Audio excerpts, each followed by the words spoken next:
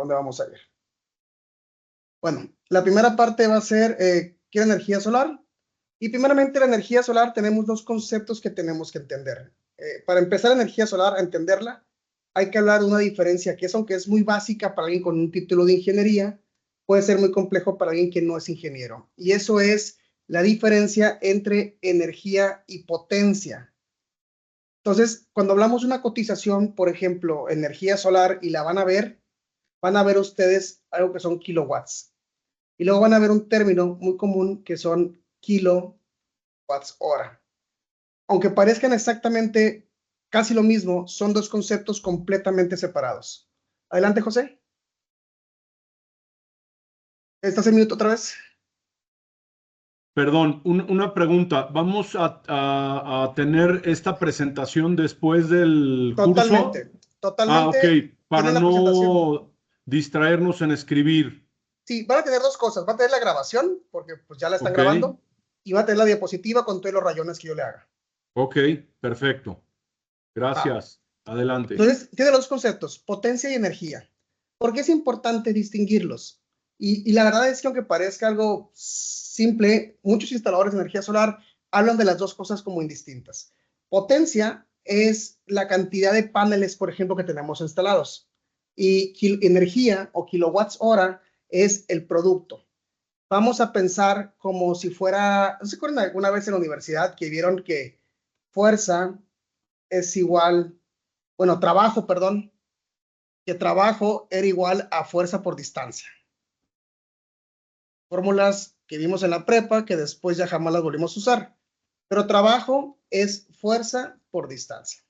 ¿Qué significa esto? Que yo puedo traer un garrafón y lo puedo subir del piso y poner en el portagarrafones sin ningún problema. Esa es la fuerza.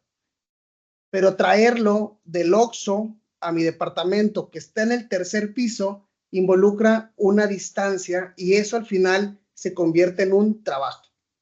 Igual con la energía solar. Cuando ustedes también una cotización, les importa primeramente cuántos paneles tiene instalado o cuál es la potencia que van a instalar. Pero el producto de esa potencia a través del tiempo es la energía. Y vamos a ver un poquito más de eso adelante.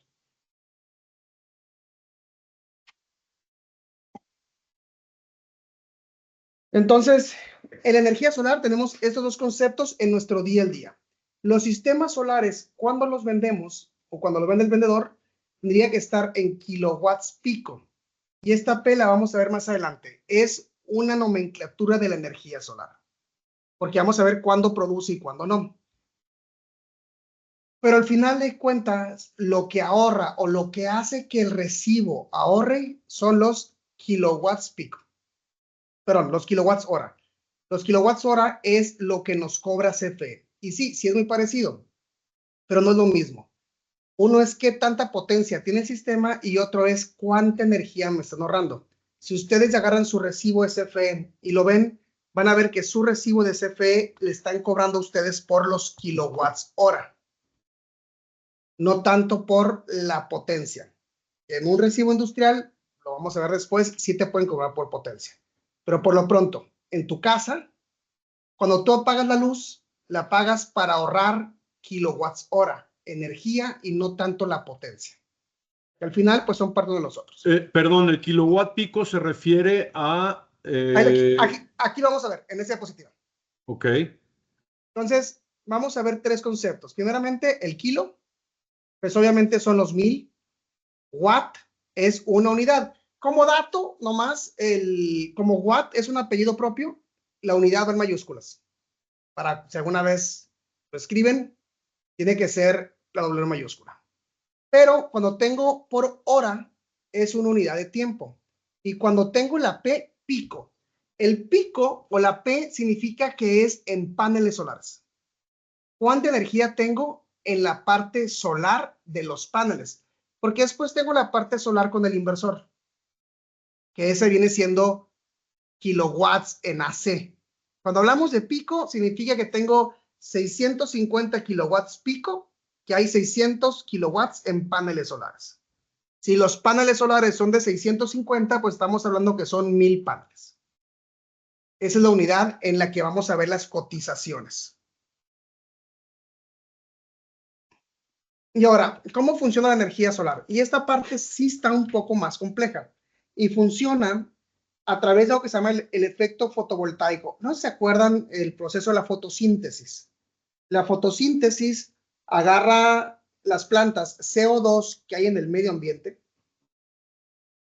con los rayos solares, el árbol agarra el agua y convierte ese CO2 en CHO y libera oxígeno. Es un proceso que usa los rayos solares para producir materia, planta. Aquí es algo muy similar, pero esos rayos solares lo que nos van a producir no van a ser pues plantas, van a ser electricidad. Y alguno de ustedes llevó electricidad en la prepa, yo creo, ¿verdad? La electricidad se va a componer de dos procesos. Uno va a ser el voltaje y otra va a ser la corriente. Para hacer probar aquella clase de circuitos uno que llevamos hace un montón de años. El voltaje es la fuerza, la energía potencial que tiene. Y la corriente va a ser cuánto se está usando. La multiplicación de las dos nos da la fuerza. Pensemos, por ejemplo, en el agua. En el agua, el voltaje va a ser la presión que tengo yo en la llave. Y depende qué tanto abra la llave, va a ser cuánta agua va a salir.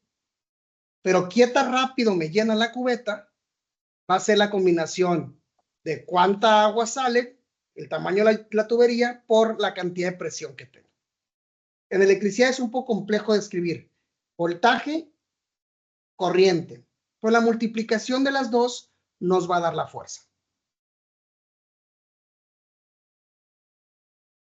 Entonces, ¿qué es lo que se genera? Al final, la celda solar está hecho de un material que se llama silicio. Que el silicio, por sus características, cuando está expuesto al sol, me genera un voltaje. Pero para poderle sacar yo corriente o fuerza a ese voltaje, tengo que sacarle corriente. Para eso, la celda tiene que estar completamente expuesta al sol. Si una celda está sombreada, no va a producir energía. Entonces, ¿cómo se liberan esas corrientes a través de la fuerza del sol? Es que el sol tiene algo dentro de él, o la fuerza solar que nos llega a nosotros, algo que se llaman fotones. Y esos fotones, al final de cuentas, no los vemos, pero tienen fuerza. No sé si han dejado alguna vez un mueble puesto al sol y lo que pasa es que se decolora. ¿Y por qué se decolora? Porque esa fuerza de esos fotones va golpeando sobre los pigmentos y los va deshaciendo. Algo muy parecido con esa fuerza que tengo del sol golpea sobre un panel solar y ese fotón se convierte entonces en un electrón. Entonces, para que la energía solar produzca energía, necesitamos la primer componente es sol. Algo lógico, ¿no? Pero luego van a ver la cantidad de instalaciones que hay donde no tenemos el panel completamente expuesto, tenemos el panel en sombra. Y el problema de ese, y lo vamos a ver después, es que esa sombra afecta a los demás módulos también. Entonces, bueno, el primer paso va a ser los electrones, los fotones, cuando golpean sobre el panel, liberan electrones. Pero la corriente por sí sola no sirve de nada. Para yo obtener fuerza, necesito también voltaje. Y ese voltaje me lo da, en términos sin mucha explicación, el diodo o la celda solar que está, el silicio mezclado con silicio, con boro y fósforo. Es una mezcla que se han hecho las celdas. Esa mezcla de esos tres elementos hacen que la celda tenga voltaje. Entonces ya tengo corriente, ya tengo voltaje. La multiplicación de las dos, potencia, es igual a voltaje por corriente. No se preocupen mucho por esto, pero esto ya son watts. Y ahora los watts ya los puedo usar. Si los watts funcionan por un determinado tiempo, se van a convertir en watts hora, que es una unidad de energía. Y vamos a hacer al rato en preguntas un poquito más de ejemplos de esto. La pregunta del millón es, ¿qué tanto genera un panel solar? ¿Alguien tiene alguna idea para cuánto nos sirve un solo panel solar? 600, ¿no? Hoy en día. El tamaño de todo. La cantidad de luz que puede recibir, ¿no? De la posición, de todo. Es, como dicen, es un mundo de variables. Vamos a tomar, por ejemplo, este panel que tengo aquí la foto, que dice 150 watts. 150 watts, ¿alguien sabe en qué momento del día? ¿Qué dijo? ¿En qué momento, ¿en qué momento del día va a generar 150 watts te lo va a generar en la hora solar, o sea, 12 del día, o sea, en la hora solar pico. Y de ahí hay que calcular la eficiencia que pueda tener el panel. Suena muy lógico, Jorge. Pero la respuesta es que nunca. O a veces sí. Sí llega a darla. Sí te puede dar y te puede llegar a dar más. Aquí en Sonora, donde estoy yo ahorita, el mes de mayo, que tenemos amaneceres relativamente frescos y una irradiación que te mueres, tenemos por arriba de la cantidad que viene en la ficha técnica. Entonces, estos 150 watts realmente no es una hora del día. Estos 150 watts o 650 o como le llamen, son dos condiciones muy específicas. 25 grados, temperatura de la celda, más 1000 watts sobre metro cuadrado. Y esas dos condiciones que se den es relativamente muy difícil. Las dos. ¿Qué es lo que sucede? A veces tengo menos watts por metro cuadrado de sol, pero tengo menor a 25 grados y me puede dar más de 1000 watts. O tengo al revés. Y aquí vienen esas condiciones. Test conditions, 1000 watts, 25 grados.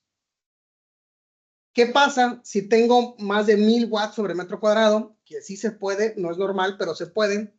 Pero tengo una temperatura de 40 grados la celda. ¿Cuál va a ser su potencia? ¿Alguien sabe qué le pasa a los paneles solares con el calor?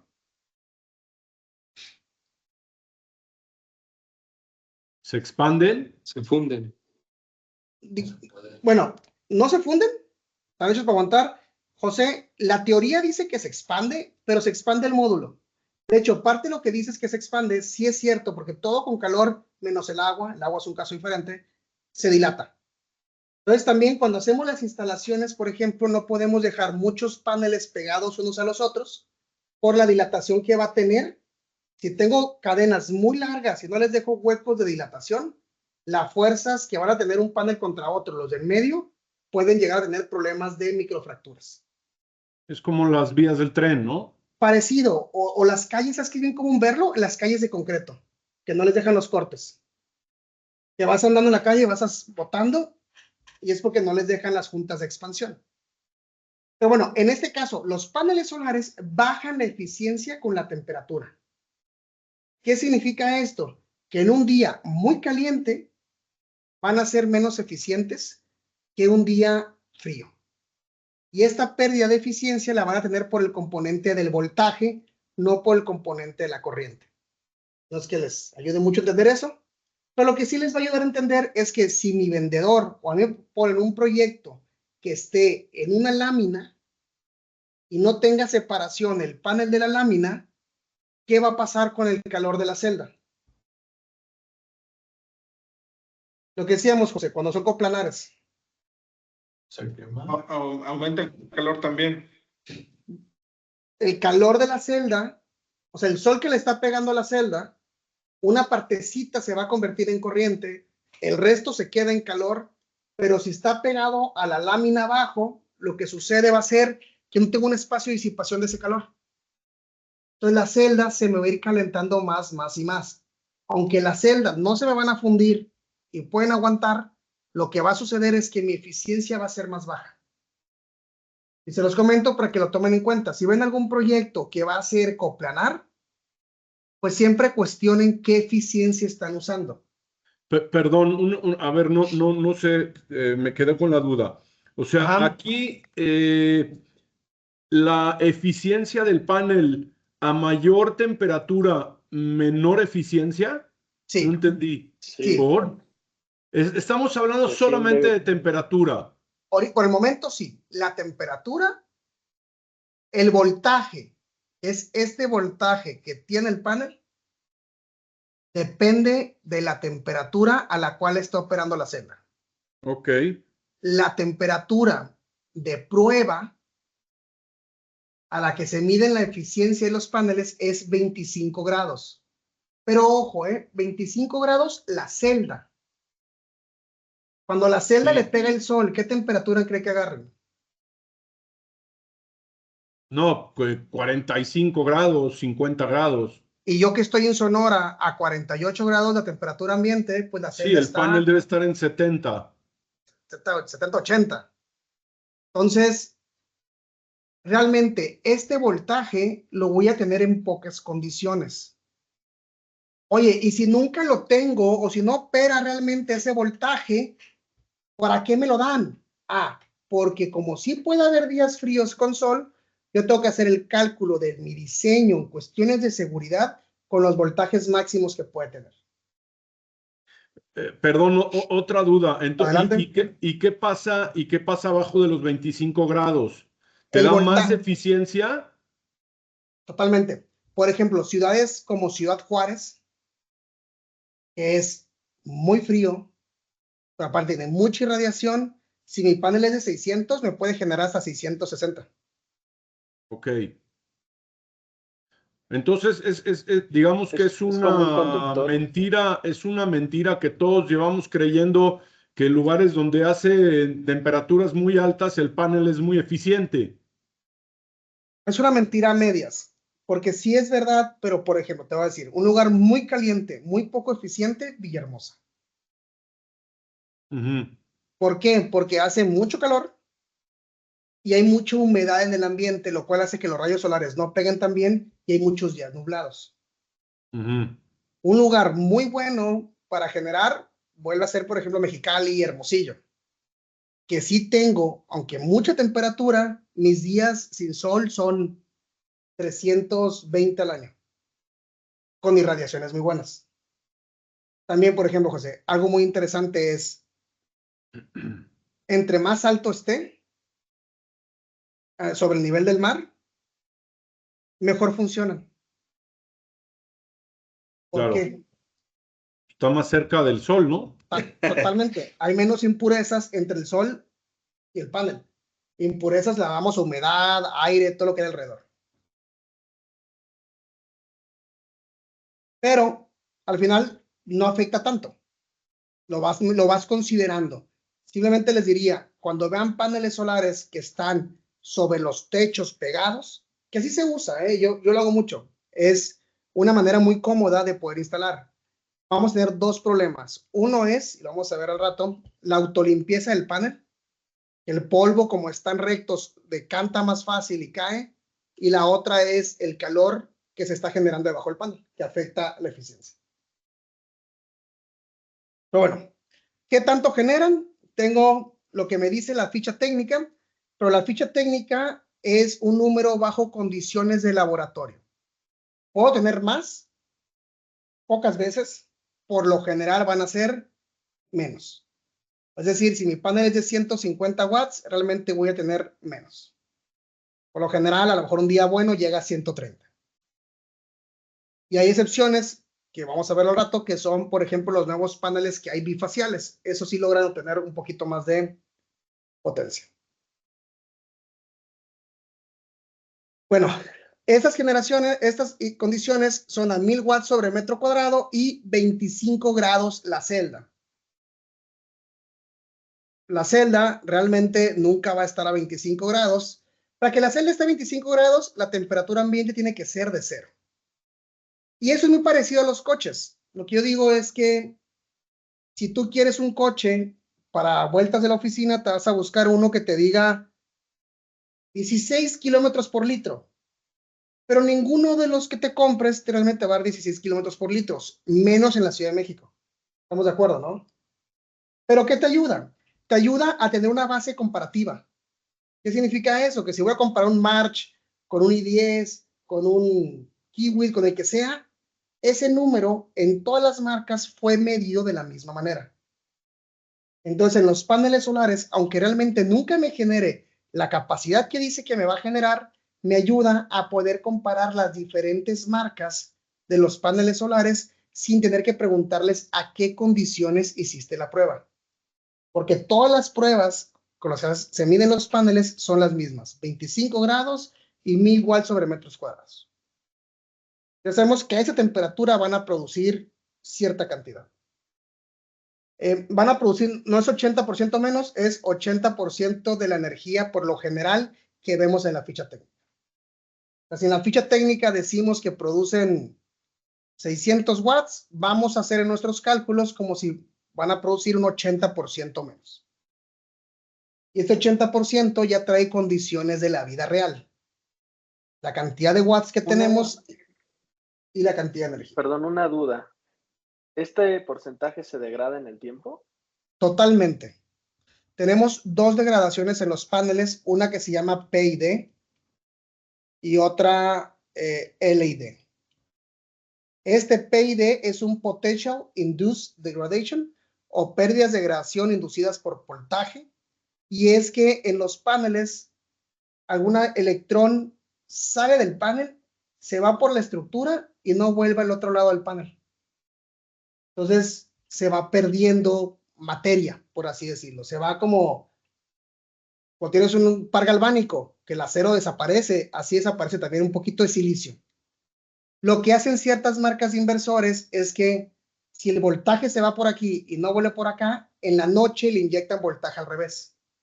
Entonces el inversor, antes de apagarse, genera un voltaje en sentido contrario para devolver esos electrones al panel que se fue.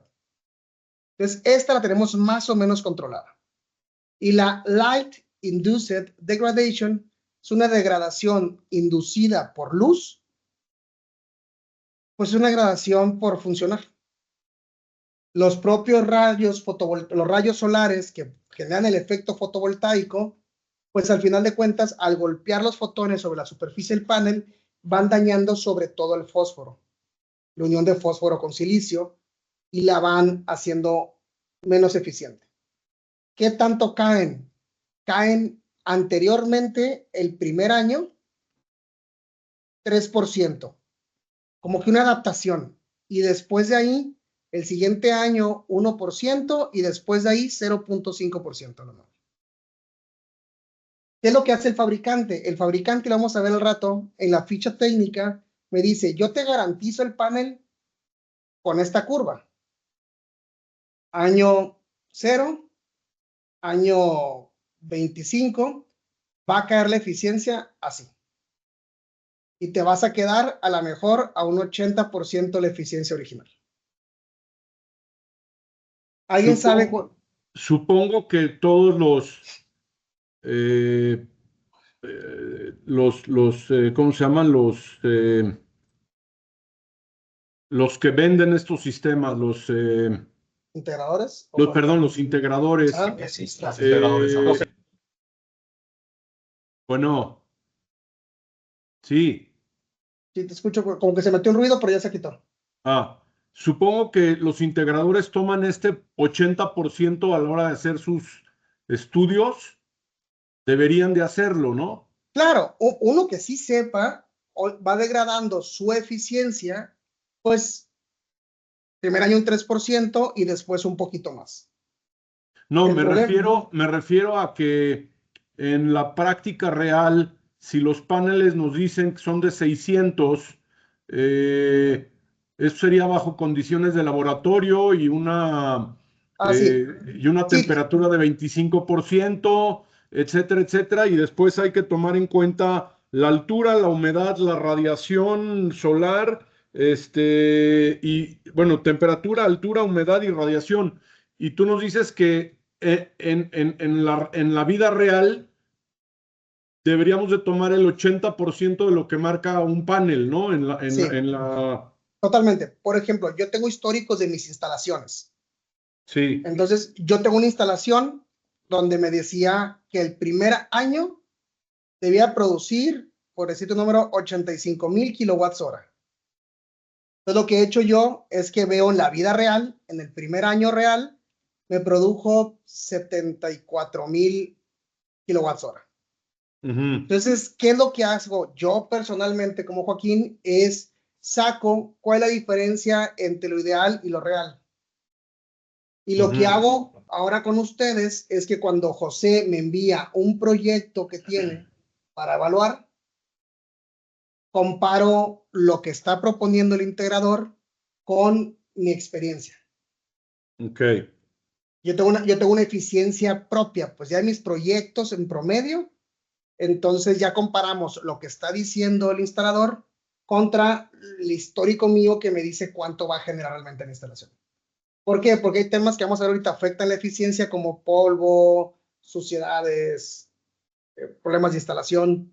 Entonces, ese 100% nunca se logra, pero te puedo decir que entre un 80 es muy ideal. Yo en lo personal tomo 70% sobre el ideal. Perdón, una duda, pero ese estadística que tú llevas del desempeño es pues donde tú vives, ¿no? Pero seguramente haces un ajuste si está en Veracruz, si está en Sí, Chiapas, ¿no? totalmente. Hay una página de la NASA donde podemos ver las horas sol y esas horas sol ya nos da varios factores y le aplicamos factores, por ejemplo, por limpieza. Hay cosas bien raras, limpieza. 2 clientes, 2 casas que instalaron al mismo día, mismo lugar, mismos paneles, una produce al año 15% más. ¿Por qué? Porque tiene un mozo que va y sube cada quincena a limpiar los paneles. Eso también mete ruido en la estadística. Entonces yo no te puedo decir por certeza cuánto vas a generar tú sin saber cuáles van a ser los hábitos tuyos de limpieza, pero sí podemos sacar más o menos cómo está la eficiencia del sistema. Pero todos los cálculos que sacamos son tomando en cuenta que los paneles pues, deben de tener la limpieza regular, ¿no? Así es, no Ahí tomamos el sí. peor caso posible, porque el peor caso posible, por ejemplo, fuera un 50% de lo ideal. Y si hay casos. Pero hay gente que limpia muchísimo y que tiene muy buenas condiciones que está en el 85%. Entonces, digo, para cuestiones de evaluación o cuestiones de diseño, pues tomas en cuenta la mitad.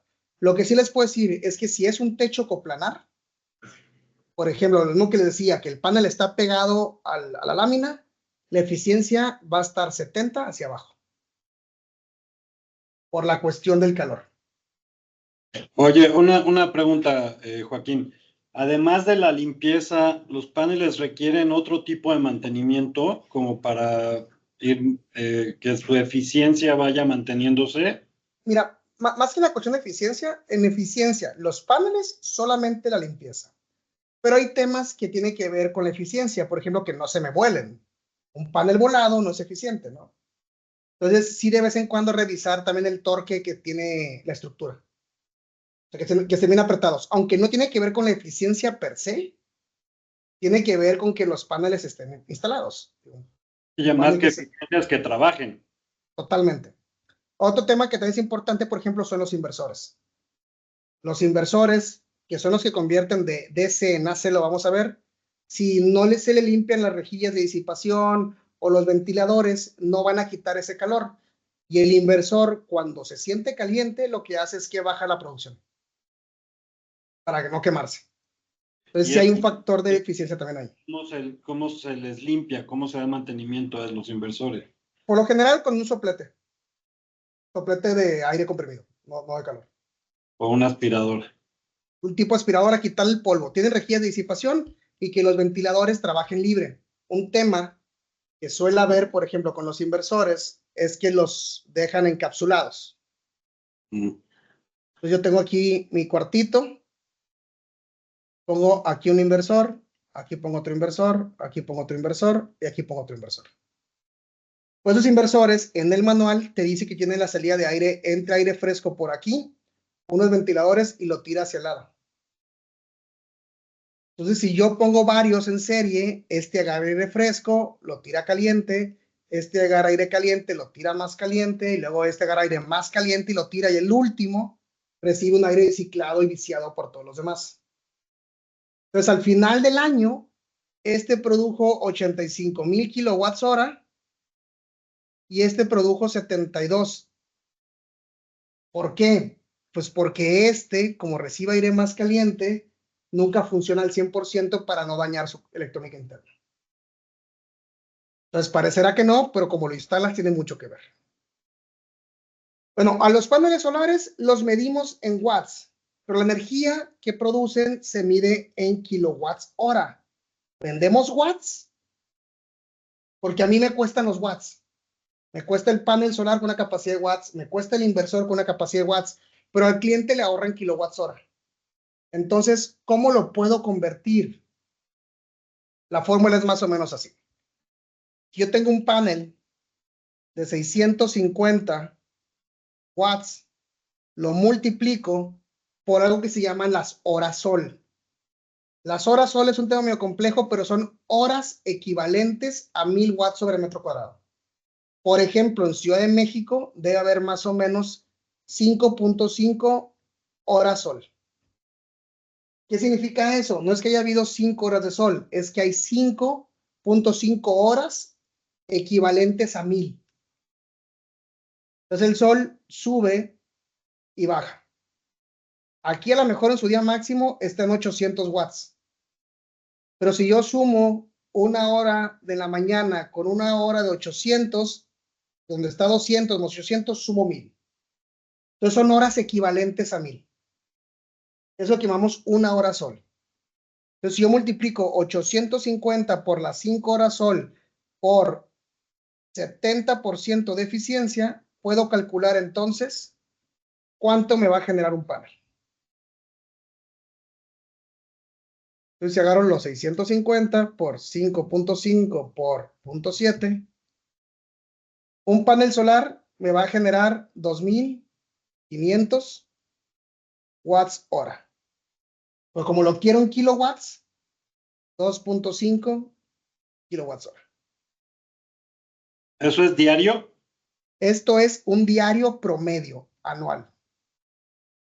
¿Qué es lo que se hace realmente? Pues simulamos el mes de junio con las horas sol que tengo en junio, y mayo con las horas sol de mayo, y diciembre con las horas sol de diciembre. En diciembre a lo mejor y tengo 2.2 horas sol, pero en junio tengo el equivalente a 8.5. En promedio me da 5.5. José, ¿estás en mute otra vez? Perdón, 650 watts es la capacidad del panel. 5.5 horas son las horas de sol, ¿no? Equivalentes, pero ojo, horas sol equivalentes a 1000. Equivalentes a 1000 watts sobre metro cuadrado. O sea que en 5.5 horas vamos a tener 1000, porque hay Sí. otras horas que tienen menos, pero se Se compensan suman con unas las horas. con otras. Así es. Y el 70% es la eficiencia.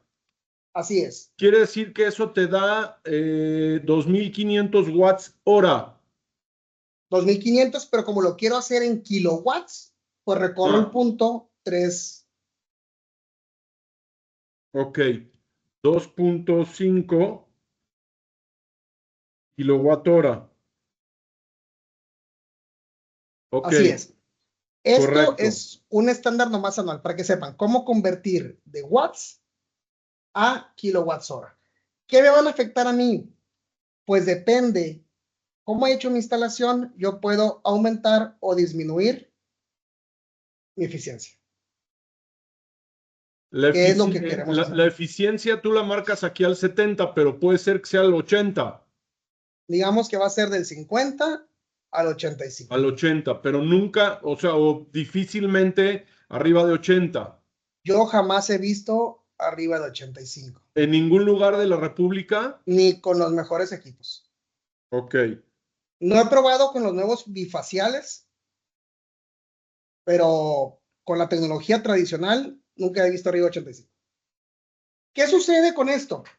Pues que la gente, a veces el cliente, pues ve dos propuestas y se ven muy similares, pero una dice, oye, yo te ahorro 200,000. Y el otro dice, oye, yo te ahorro 150,000. Oye, ¿dónde está la diferencia? Y ya que la ves y dices, es que este güey no usó la eficiencia, usó como si los paneles funcionaran así todo el día, y este sí lo usó. Ok.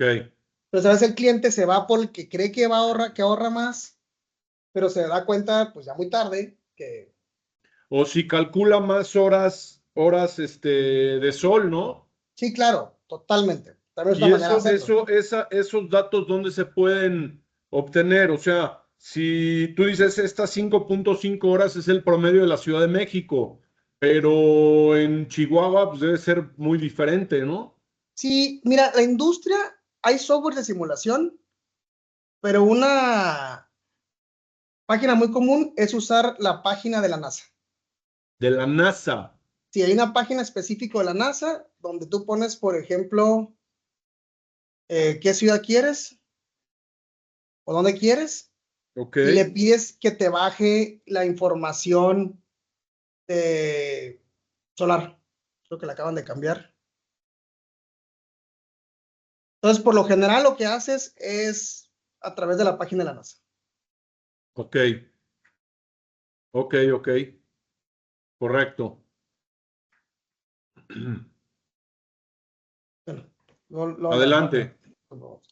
entonces, ya tienes un parámetro histórico. Lo que hace es que te saca los últimos 20 años por medio de satélite cuál es la irradiación de la zona. Bueno, de C a C, los paneles solares van a generar en corriente directa, pero tu oficina, tu industria, tu casa funciona en corriente alterna.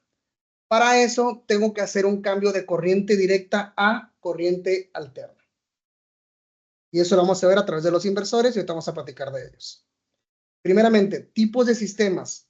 Para convertir de AC a DC tenemos sistemas interconectados y Perdón, sistemas aislados. ¿puedes regresar a la anterior? Ajá. CD a CA. Sí, corriente directa, corriente alterna. Ah, ok, Ahorita vamos a ver un correcto. poquito más adelante. Tenemos en energía solar dos sistemas principalmente. El sistema aislado, que son los sistemas donde no tenemos red eléctrica y tenemos sistemas en base a baterías. Esos sistemas son los tradicionales que usamos en los ranchos, en las tiendas, en las casas de fin de semana, en algunos lugares. Realmente no va a ser su mercado el que van a estar, ni es el mío. Hay otros sistemas que se llaman los sistemas interconectados.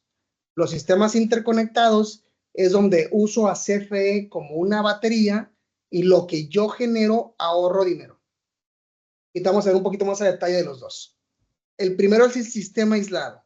El sistema aislado es muy costoso. La verdad, cuesta casi 5 veces más que un sistema interconectado. Y la gama de calidades va muy amplia. ¿A qué me refiero con esto? Un inversor de 2000 watts, si lo busco en eBay, me puede costar o $200 o 2000. Entonces, es tan grande la gama de calidades y de precios que cuando alguien compara un sistema de 2000 watts y dice, oye, este güey me está cobrando 80,000 pesos y este 350,000, hasta te enojas con el de 350,000. ¿Cómo puede ser? O sea, ¿cuál es la diferencia? Y la diferencia sí va mucho en las calidades y estos sistemas suelen ser remotos y hay que dar un montón de vueltas, lugares que a veces no quieres ir. Entonces, yo en lo personal no los trabajo, pero es una opción de energía solar. O sea, mucha gente cuando piensa en paneles solares piensa en estos sistemas donde tienes la batería, tienes los paneles solares y cuando se va la luz, pues tienes un respaldo. Los sistemas interconectados. Aquí sí es donde trabajamos nosotros. Pero si se pone el sistema solar en algún lado del edificio y el sistema empieza a inyectar corriente y se queda el voltaje de la red. Lo padre de esto es que se va a ir la energía a donde yo la demande. Vamos a hacer un ejemplo.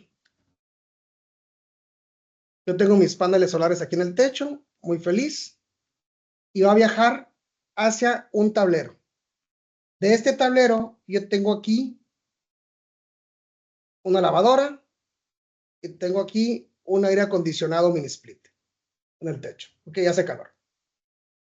Este está produciendo 3000 watts. Mi lavadora está consumiendo 300 y mi mini split está cubriendo en este momento 1500. El resto de la energía, va por acá, sale por allá, se va hacia mi medidor que tengo en la calle y luego se va a las líneas de CFE. ¿Qué es lo padre de estos sistemas? Que ahorita la disposición me permite que CFE me absorba el excedente de energía, o sea, esos 1800 watts. No, como di, pero los 800 watts y me los guarda, los 1200 watts, perdón. Y me los guarda a mi favor. Y después, en la noche, cuando ya no tengo energía solar, pero siguen las cargas funcionando, esa energía me la regresa a CFE y me la cuenta. ¿Y Y te lo la vamos a qué? ver, y me los cuenta a mi favor. Vamos a ver la siguiente sesión. O sea, que mis- perdón, te lo descuenta del recibo, del consumo. Sí, en mi recibo, en mi medidor, yo tengo dos lecturas. La 1.8, que así se llama, que es cuánto consumí. Y la 2.8, que es inyección. ¿Qué me hace esto?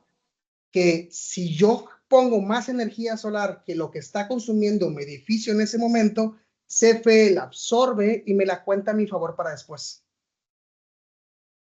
Entonces ahorro en el día para la noche o ahorro en los meses de invierno para el verano. Y esa es la gran ventaja porque me la guarda por 12 meses. Y eso lo vamos a explicárselas en la siguiente sesión donde veamos tarifas y por qué ahorra. Entonces yo tengo mis paneles solares, que de aquí pasa a un equipo que es un inversor, pasa a mi tablero y de mi tablero se va hacia mis cargas, pero el excedente se va hacia la red y funciona de las dos maneras. Por ejemplo, este es un screenshot que le hice al sistema de mi oficina. En ese momento estaba generando esta cantidad de energía. Mi oficina estaba consumiendo esta cantidad de energía y el excedente se fue hacia la red. Mi medidor registra esta cantidad de energía y después me la devuelve.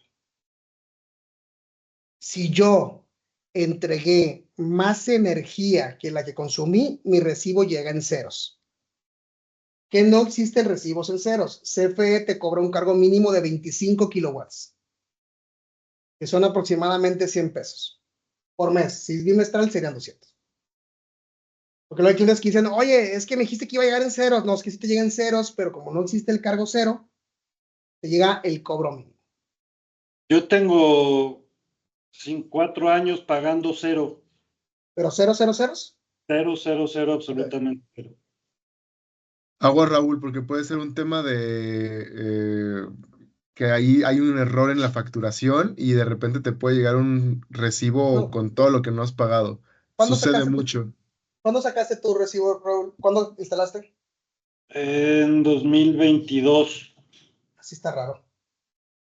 Sí, Es o que sea, me llega el que consumiste tanto, generaste tanto, cargo de 5 centavos y pues me los redondean y me dicen, ya ahí muere y ya no pagas nada.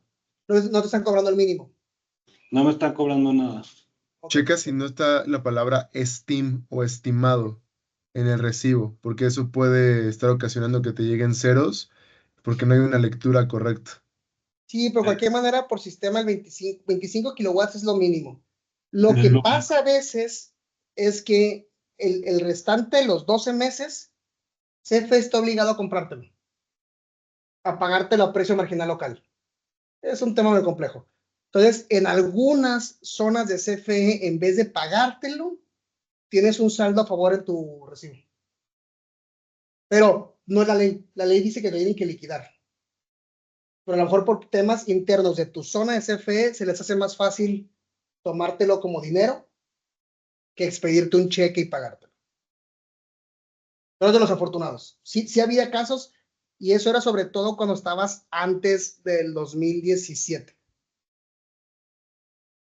Pero si quieres, Raúl, damos aviso a la CFE para que vayan a visitar a tu casa los medidores. No, ya No, lo grabé, ya lo hice. platiqué con Bartlett, ya yo le estoy pagando por fuera. Ah, En fin, que ni se presta para eso el güey.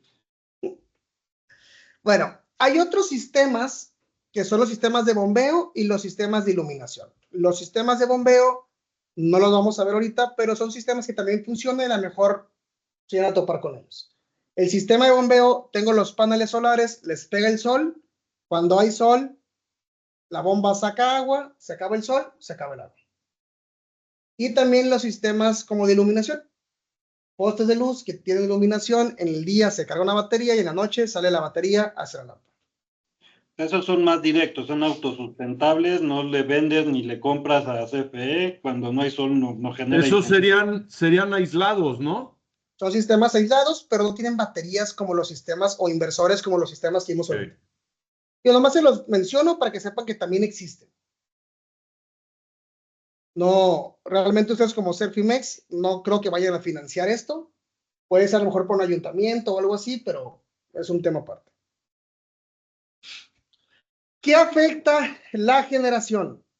Bueno, primero los paneles solares solamente funcionan cuando están expuestos a la luz del sol directa. Si les pega la luz solar difusa o indirecta, van a generar, pero muy poquito. Realmente lo que hace que funcionen es la luz solar directa. ¿Qué afecta la generación? La sombra es lo que más. Un panel sombreado es una mentada de madre. No está generando nada y como están puestos en serie, están afectando la serie. El segundo, suciedad. Y por último, ángulos. Ustedes no van a batallar tanto con esto, pero cuando yo inicié hace 10 años, un poquito más en esto, ya más, hace 12 años, no había mucha información de la energía solar disponible, pero sí nos decía el librito, el manual, que el ángulo óptimo para generar era la eficiencia, la latitud. Es decir, tu latitud estabas a 20 grados, tenías que dejarlos a 20 grados. Si estás en latitud de 5 a 5. Yo que estoy en Sonora, tengo una latitud de 27 grados. Entonces el ángulo era mucho. Entonces estamos viendo instalaciones donde tenías la casa y tenías por arriba de la casa una armatoste de paneles solares que salían, que todavía se logra ver. Realmente la inclinación tiene un impacto de menos del 2%. O sea, si los dejas medio acostadones o les das mucho ángulo al óptimo, lo que pierdes del óptimo son 2%.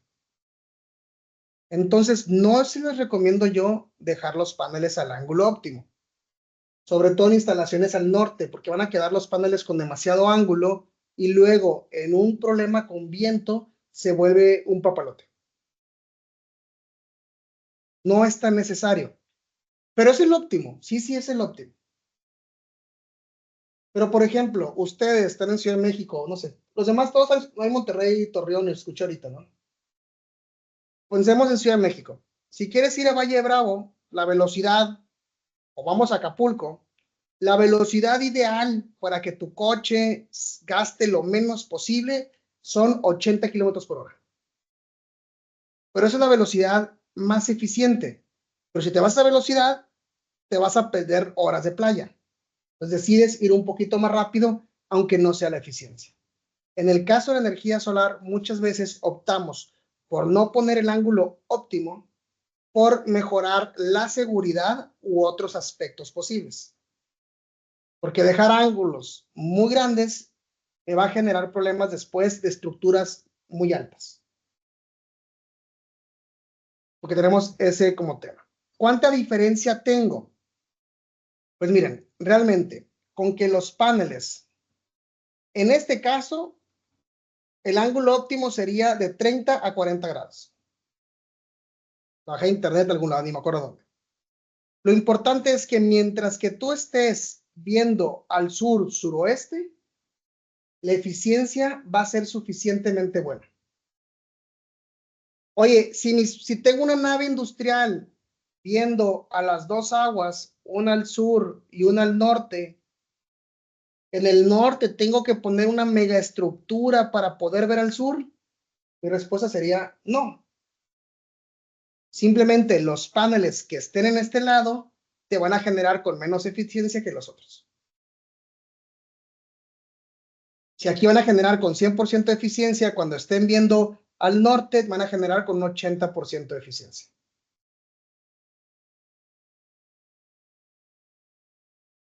¿El 80 del 80? No, bueno, sí, el 80 de lo ideal. Sí, porque el 80 es lo que habíamos comentado, que las... En condiciones óptimas, el de laboratorio. Sí, exactamente. este es el Entonces 80 sería del el 80. 80 del 80. Así No, es. sería el 80 ¿no sería el 80 del ideal? No, siempre produces el 80 del ideal. O sea, no hay ningún panel que produzca el 100% de lo que dice que es. O sea, Es el que de más o menos. 600, Lo que pasa es que el panel sí lo produce en un momento muy específico. A 1000 watts y 25 sí, grados. Pero pero como esa curva, en promedio. sí, o sea, lo que te dice es, o sea, mis watts multiplicado por mis horas sol, esto nunca se va a hacer. De acuerdo, en el mejor de los casos dijiste que el 85. Sí, de energía, ¿eh? Ok, Acuérdense, no, y sí. Y ese mismo panel lo pones en la cara norte, va a te va a producir generar 80%. el 80%. Entonces es Así el es. 80 del 80. O sea, Total, te va a generar el 64%.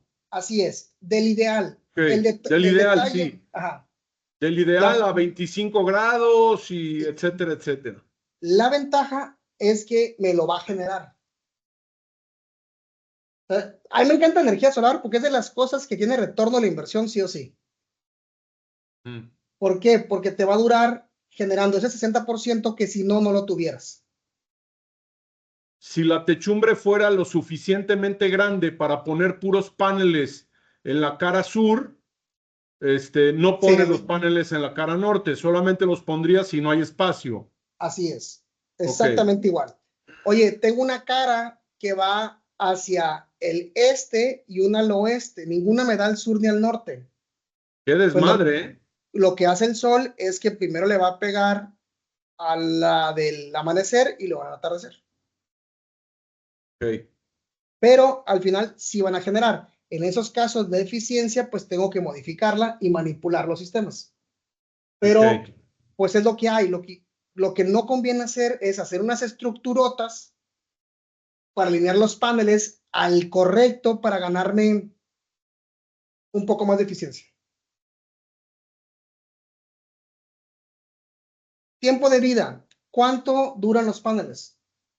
¿Cuál es el tiempo de vida de los sistemas? Raúl, cuando te vendieron el tuyo, ¿cuánto te dijeron que te iban a durar? 20 años. ¿Por qué? No pregunté. Ok. ¿Quién de ustedes tiene un carro que todavía tenga garantía de fábrica? Dura 3 años la garantía de fábrica, ¿no? ¿Cuántos años usamos los carros nosotros? Depende de la marca, pero sí.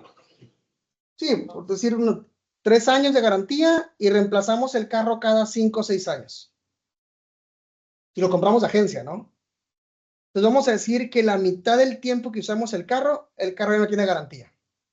Pues volvemos igual a los paneles solares. Los paneles solares tienen 25 años, así se dice, de garantía, pero no significa que te vayan a dejar de durar después de esos 25 años. Son 25 años garantizados. ¿Y qué te garantiza? Te garantiza una producción. Te dice aquí, en el año 0 yo te garantizo el 99% de lo que te dije. Y después de ahí, te garantizo que va a bajar el punto 4 cada año por 30 años. Entonces te digo que en el año 30 vas a estar generando el 87% lo de un panel nuevo. Oye, y en el año 31 se autodestruye. Pues no, ¿verdad? En el año 31, 32, 33, 34, la degradación va a ir bajando y cada vez va a ser menos. Entonces, ¿un panel solar en 50 años va a funcionar? Sí, de manera ineficiente, no como nuevo, y probablemente haya tecnologías mucho más nuevas. Pero no significa que en el año 25, el año 30 dejen de funcionar. La verdad es que no sabemos cuánto duran los paneles solares. Los primeros sistemas, más o menos a gran escala, se empezaron a instalar en los 90s y todavía hay muchos paneles de esos en ranchos remotos que siguen funcionando.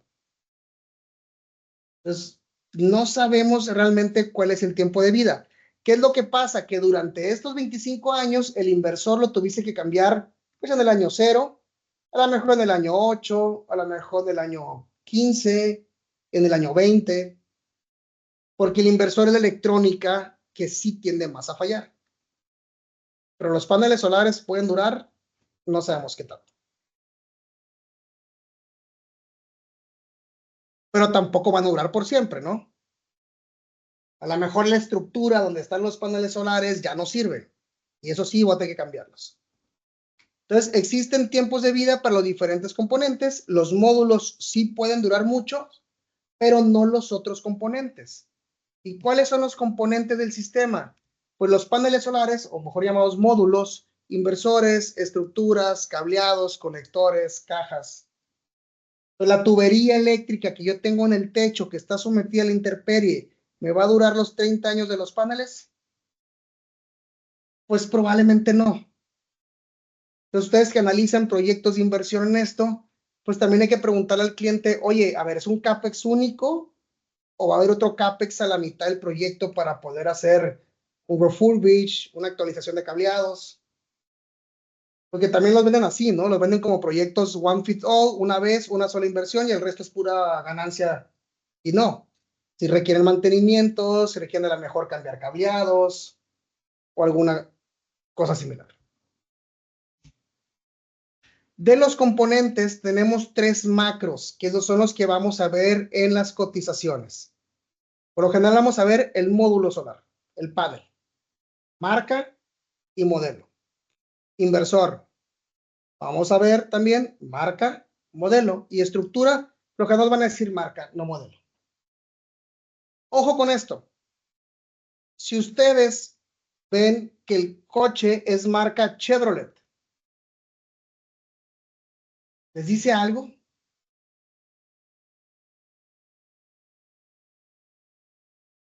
Pues más o menos, ¿no? Chevrolet maneja el Aveo y maneja la Suburban High Country.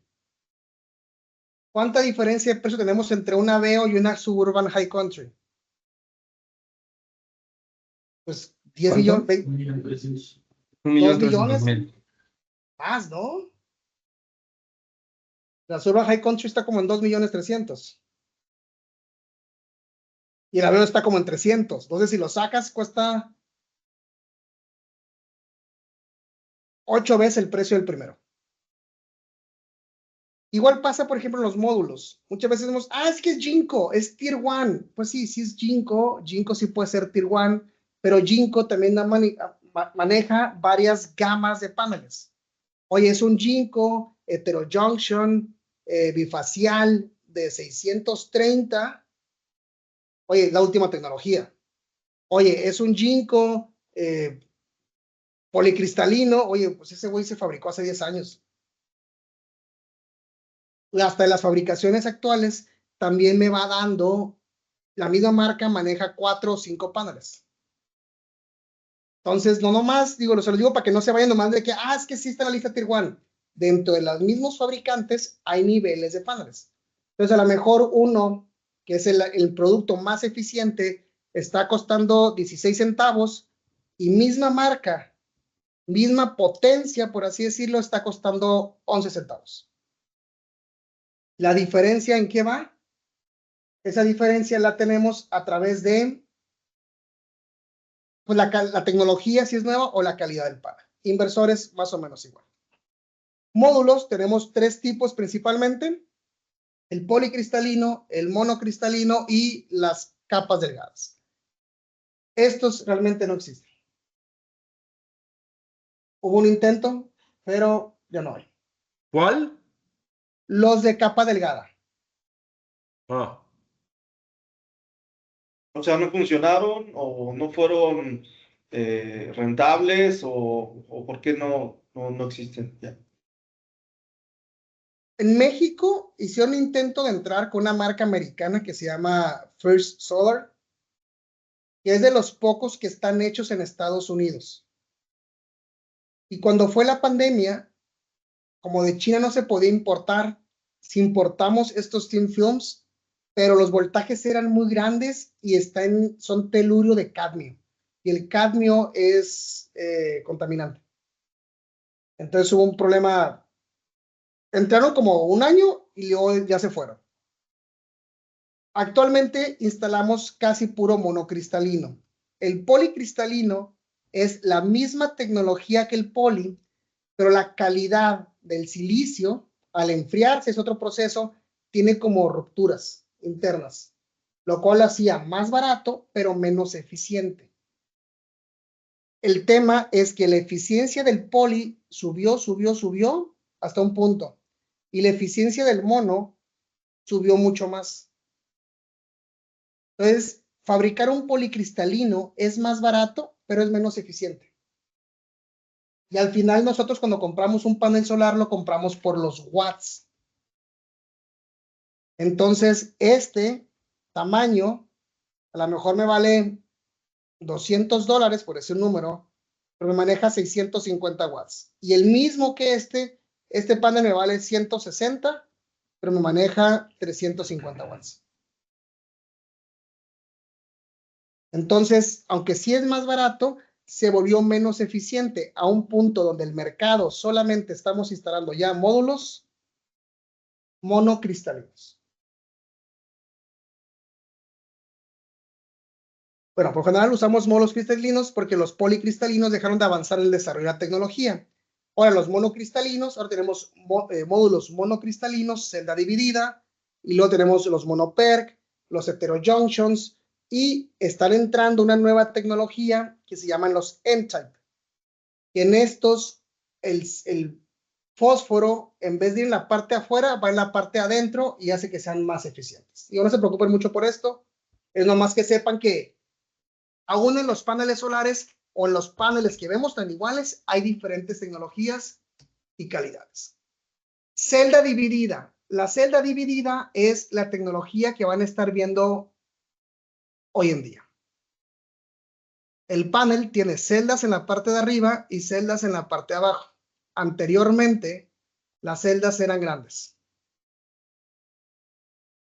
¿Qué es lo que hicieron? Cortaron la celda a la mitad y la pusieron una parte arriba y la otra parte abajo. ¿Qué ventaja nos da esto? Que si yo tengo una sombra en esta parte del panel, no afecta la parte de arriba.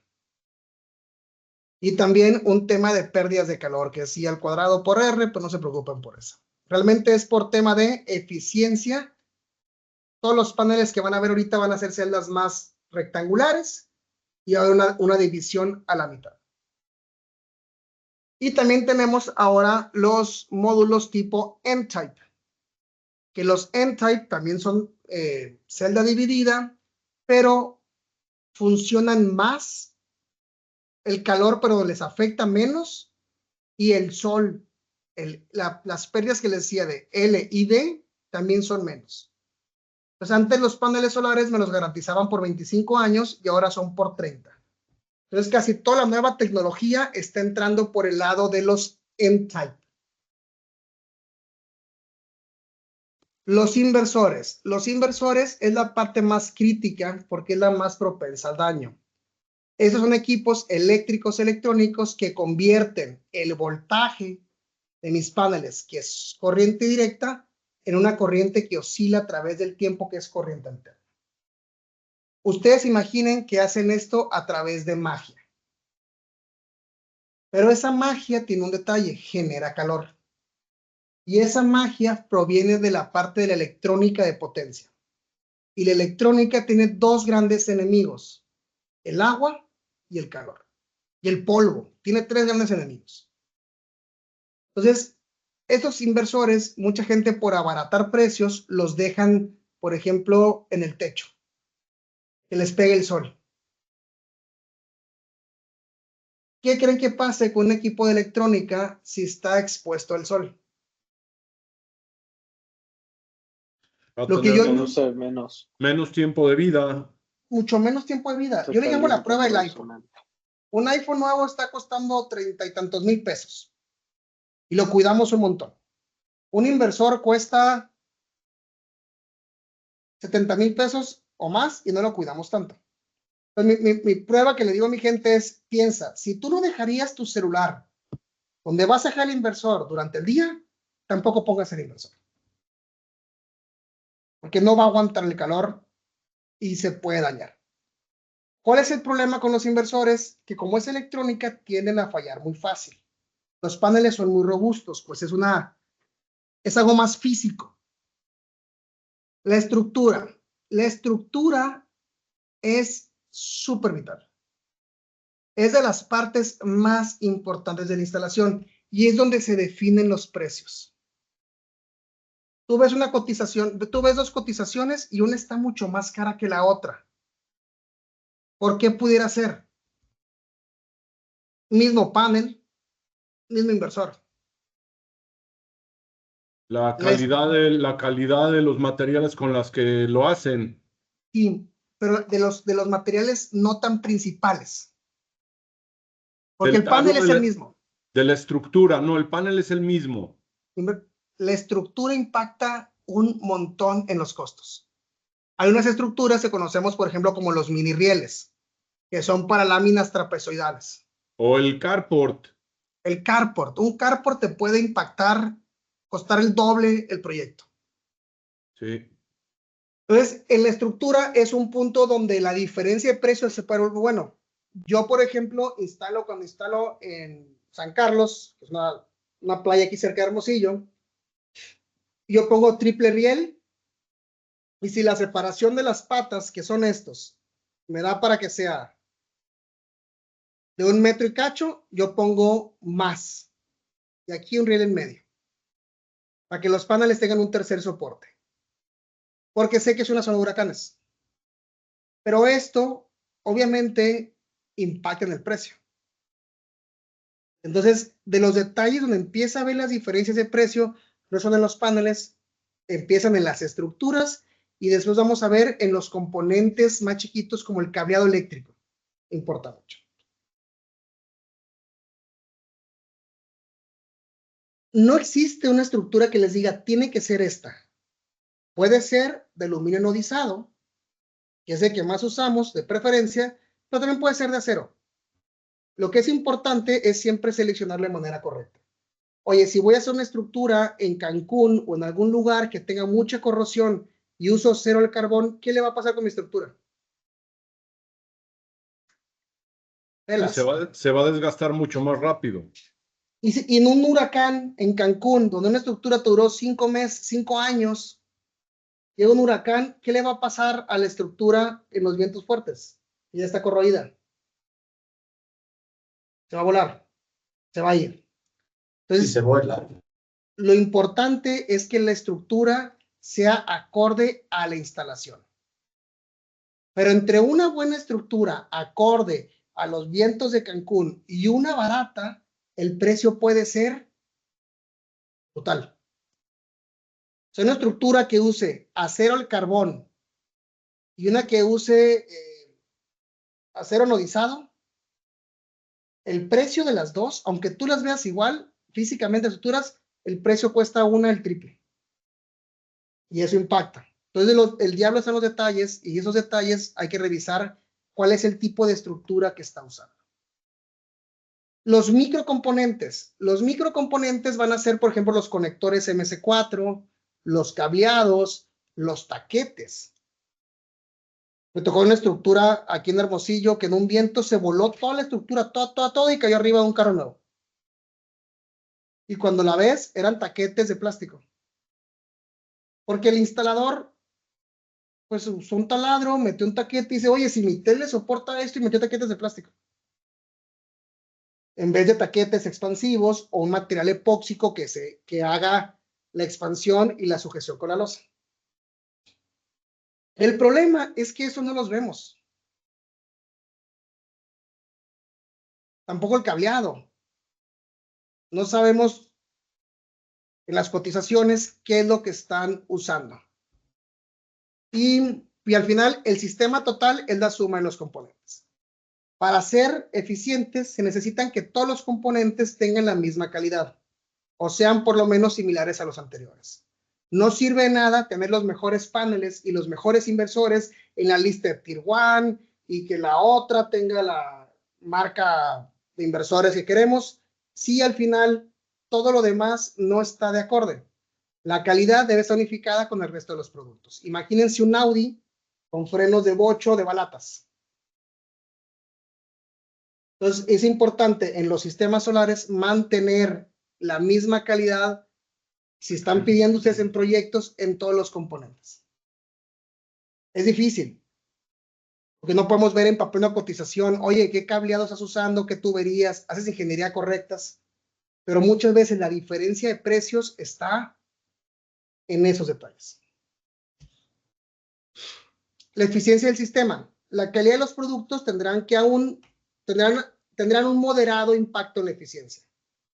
Esto depende realmente de la instalación y el mantenimiento que le aporta el cliente. Como vimos ahorita, considerar de un 70 a un 80% de eficiencia es un rango relativamente normal que va a cubrir casi todas las instalaciones.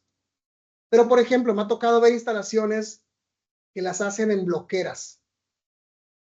Me fabrican bloc de cemento. ¿Cómo creen que están los paneles ahí? O los paneles en Monterrey instalados al lado de acero.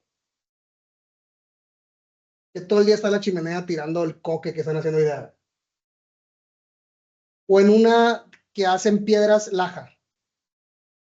Pues, digo que conocer las instalaciones y saber, oye, ¿sabes qué? A este cliente que le estoy instalando en una cementera, con una mina, donde están procesando todo lleno de polvo, pues la eficiencia no va a ser la misma que en un lugar donde va a ser más fácil la instalación, o la limpieza, perdón.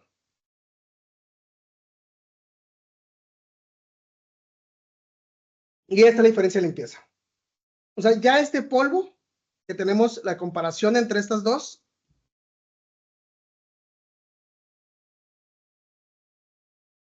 ¿Hay forma de parar los colores que van cambiando? ¿Cómo? Nos van a dar ataques epilépticos. Sí, Pensé que era para que no nos durmiéramos. Ah, yo no soy, yo no estoy moviendo nada. Entonces, Pues Pepe. Pepe, ¿por qué sale en... Pensé que eso no era yo. Yo pensé que así estaba Pero sí, yo estoy a punto de vomitar. Sí, yo pensé que la presentación era para llamar la atención. Pero no es de mi pantalla, José. Es decir, hay Para no perder veces el que enfoque. ahí está. Ahí está. Andas muy festivo, Pepe. Mira. ¿pero qué Sigue muy presentación? psicodélico el asunto. Ya quedó. Va. Ok. No, porque yo no. ¿Y de quién era la máquina esta de luces? Era Pepe, obviamente.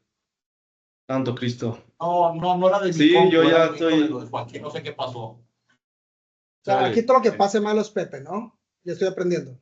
Sí. A ver, sí, pues es obvio, ¿no? Que con esa cantidad de polvo, pues no van a Más o poder menos. darla. Entre a esta cantidad de polvo debe haber una diferencia más o menos un 20% de diferencia. Wow. O sea, lo que generes en un día, la diferencia puede ir hasta el 20%. Se pone peor cuando hay más polvo. ¿Por qué el polvo afecta? Pues por obvias razones, ¿no? Pero el rayo solar, el fotón que golpea sobre la superficie de la celda, en vez de golpear sobre la celda, golpea sobre una partícula de polvo. Y ese polvo se calienta en vez de generar electricidad. Entonces, Ok. parecerá que no, el mantenimiento es muy importante. Y se los digo a ustedes, sobre todo que ven el producto financiero, porque al final, si el cliente al que le están instalando no está contratando una póliza de mantenimiento, pues su proyección de generación y de ahorro no va a ser la correcta. Luego hay una discrepancia entre el pago del crédito y la promesa de ahorro, Ustedes iban a cobrar lo que le dijeron que le iban a cobrar, pero luego no va a ahorrar el cliente lo que le prometieron que iba a ahorrar y entran ahí en disgustos. Entonces, nomás para que también tengan en consideración que el mantenimiento, aunque la gente los vende como libres de mantenimiento, no son libres de mantenimiento. Joaquín, una pregunta, de favor. Ajá. Gracias.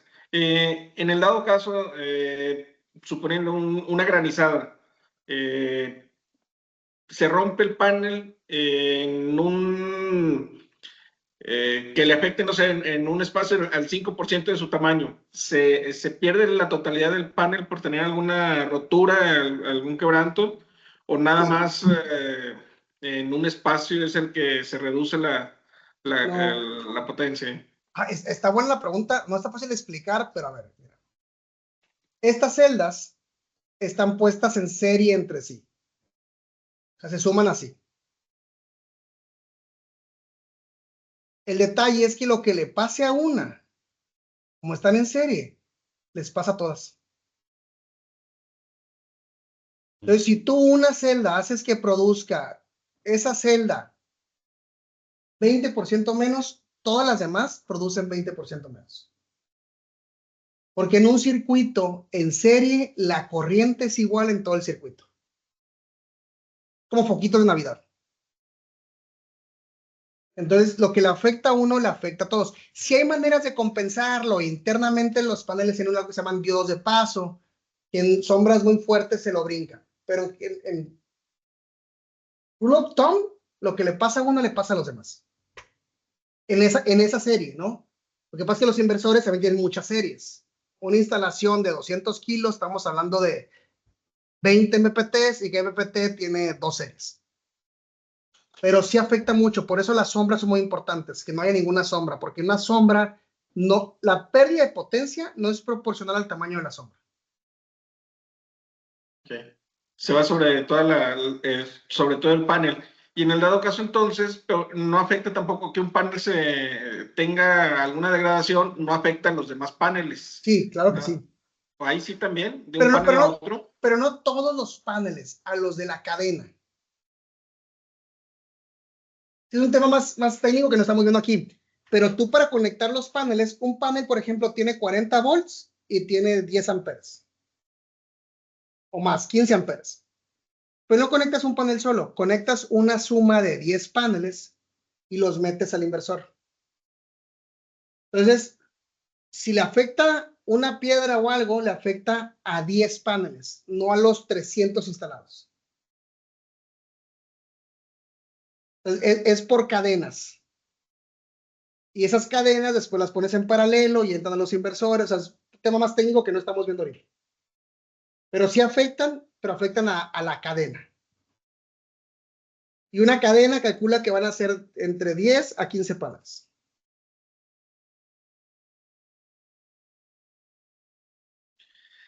¿Hay algún equipo, digamos, que te advierta cuando sucede algo así? O que te puedas dar cuenta rápido de la eficiencia que se está perdiendo en un mismo día, por ejemplo. No en el día, así en ese día, porque hay muchos factores que pueden afectar. Un día nublado puede afectar la eficiencia. Entonces, lo que sí hacemos, por ejemplo, lo que debe hacer la empresa, la que están instalando, es hacer un benchmark. Porque el benchmark te va a ayudar a saber cuando una instalación está fuera de rango.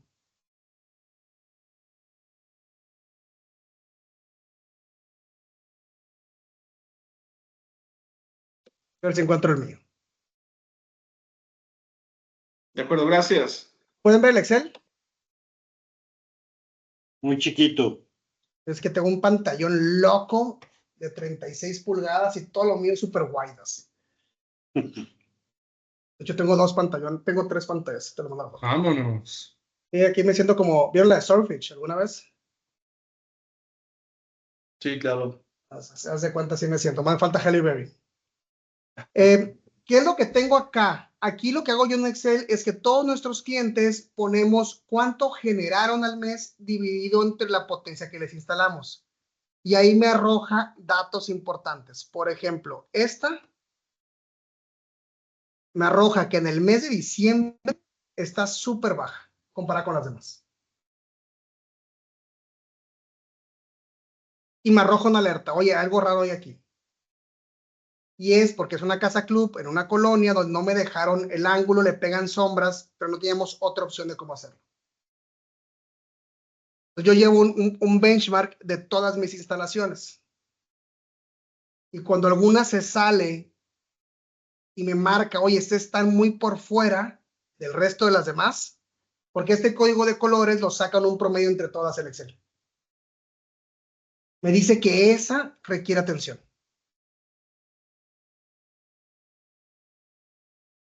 Y ya hacemos una visita y vemos la razón de por qué esa está baja. A lo mejor y por alguna razón que es un problema técnico, o a lo mejor por una razón de ángulo. Oye, esa sabes que nomás que va a funcionar mejor en verano que en invierno. Que si ven esta misma, por ejemplo,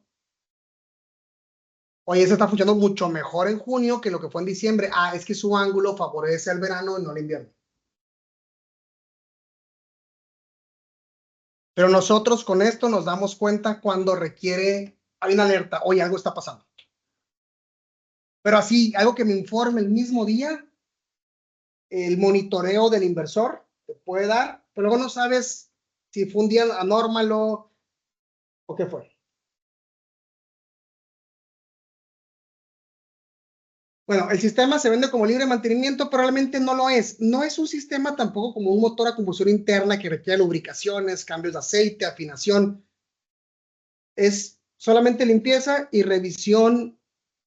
Depende del tiempo que haya pasado, ¿no? Pero limpieza cada 3, 4 meses y después revisión de conductores, revisión de canalizaciones, revisión de estructura, a lo mejor cada año, cada 2 años, ya sé.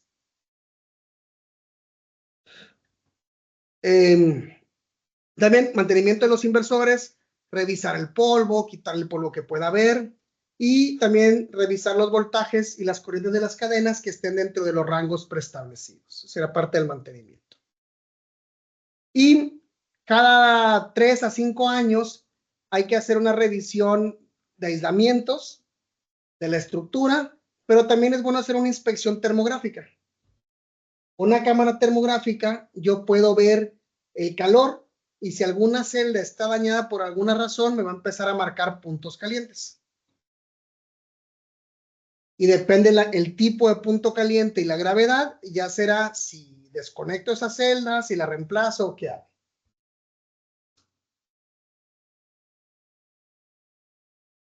En pocas palabras, los sistemas solares no requieren mantenimiento como un motor, pero sí requieren limpieza relativamente constante y después revisiones más específicas como de los conductores, de los aislamientos y eso. Calidades y diferencias, como decíamos ahorita, todos los paneles son iguales, los inversores son iguales y qué diferencias tenemos. Bueno, realmente dentro de los productos en esta industria todo es chino. El chino no es malo, todo es absolutamente chino. Quien te diga que está instalando paneles alemanes te miente, porque China tiene la tecnología, tiene las fábricas y tiene las minas. Entonces, actualmente todo es chino. Simplemente, pues China te da lo que tú le compres, ¿no? De las marcas, pues hay que enfocarnos en las Tier 1 y sobre todo en los inversores, en las marcas que tienen soporte en México. Porque no te quieren instalar marcas que se traen de China, a lo mejor el distribuidor, y el problema es quién le da soporte a la marca.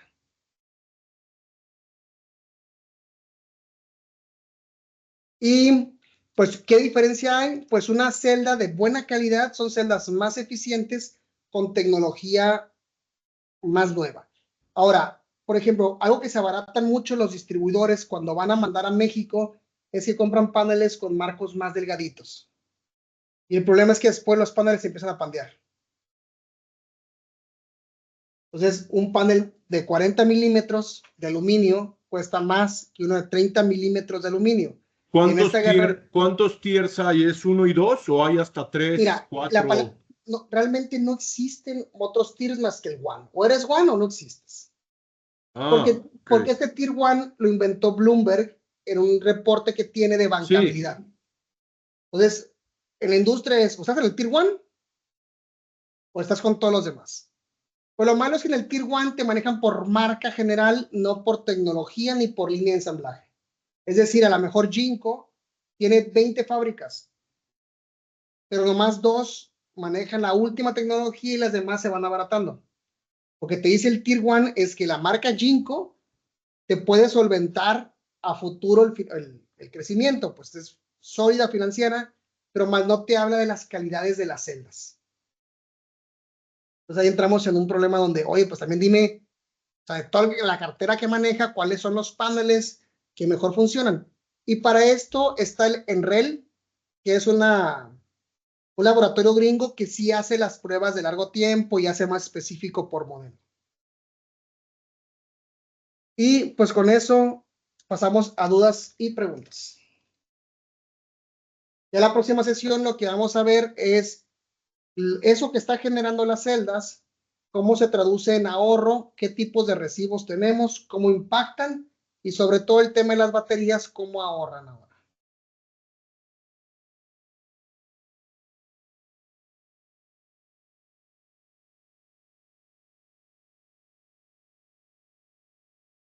No sé, José, si tengan alguna pregunta. Perdón, me distraje aquí con un No te mensaje. preocupes. No, digo, yo por lo menos no me queda muy claro todo lo que se vio el día de hoy. No sé si los demás tengan dudas. Creo que, digo, muchas de las cosas que se vieron, muchos de nosotros estamos más familiarizados, unos más, unos menos.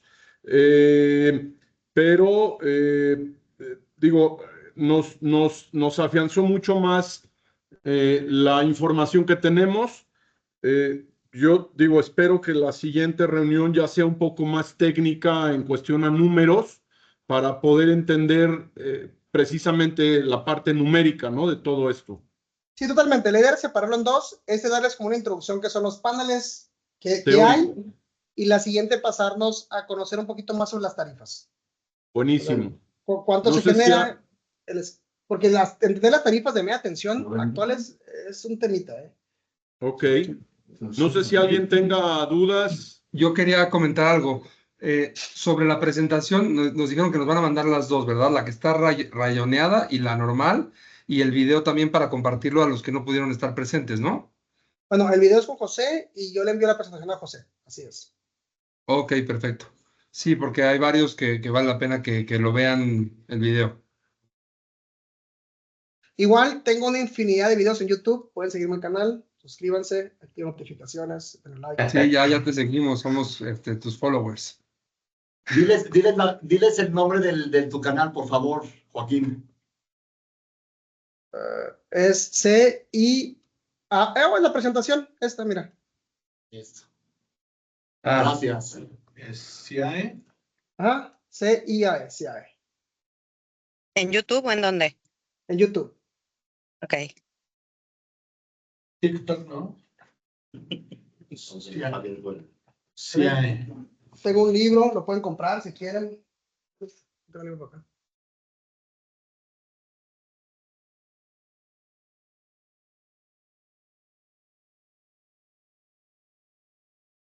No está aquí, pero también tengo un libro, Energía Solar, si quieren comprarlo.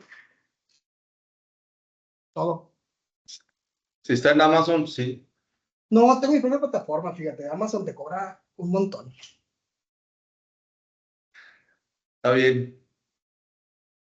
Pues, Aquí tenemos una duda por parte de muy claro, Johnny. ¿no? Okay. Perdón, Vic, te interrumpí. No, muy claro todo. La verdad es que muy Aquí bueno alguien del para equipo muy buena Johnny tiene una explicación. duda. Ok, adelante, Alejandro. A ver, Muchas gracias, tampoco- Víctor. Es muy comercial, la pregunta, pero este benchmark que nos mostraste, ¿tienes manera, o sea, tenemos manera, digamos, de conseguirlo por región o tenemos manera de conseguirlo, tiene un costo, lo entregas, o sea, por ejemplo, ¿qué? No, realmente no hay y no existe. O sea, esto lo tengo yo en mis instalaciones en Hermosillo. Y es un benchmark interno. Lo que deberían hacer todos los instaladores es hacer algo similar. Pero pregúntame, ¿cuántos más conozco que hagan esto?